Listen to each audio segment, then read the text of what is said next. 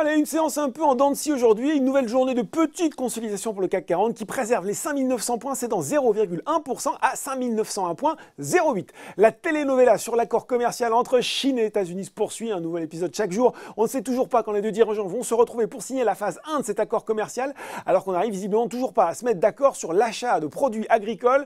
En attendant, on a appris que la croissance de la production industrielle chinoise est tombée à 4,7% sur un an en octobre, contre 5,4% attendu.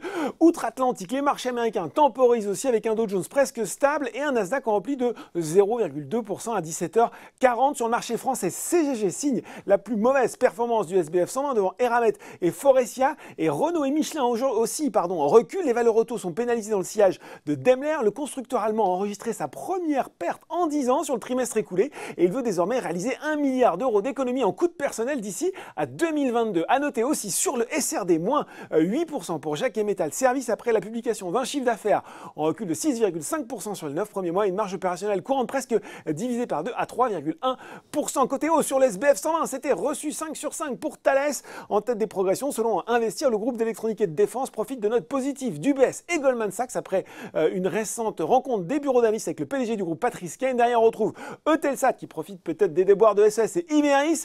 Bouygues termine en hausse de 0,75% sur 9 mois. Le conglomérat a affiché un résultat opérationnel courant en hausse de 30,3% à 1,1 milliard d'euros. Un résultat net part du groupe de 848 millions tiré notamment par la dynamique de la branche télécom et construction. Le groupe a confirmé ses objectifs annuels. Résultat bien accueilli pour la même raison pour EDF avec une croissance organique à plus 2,9% sur 9 mois et des objectifs 2019 confirmés. À noter enfin AB Science qui poursuit sa hausse, plus 9,34% aujourd'hui dans de gros volumes.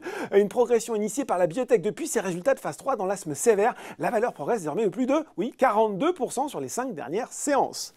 Voilà, c'est tout pour ce soir. N'oubliez pas tout le reste de l'actu éco et finance est sur Boursorama.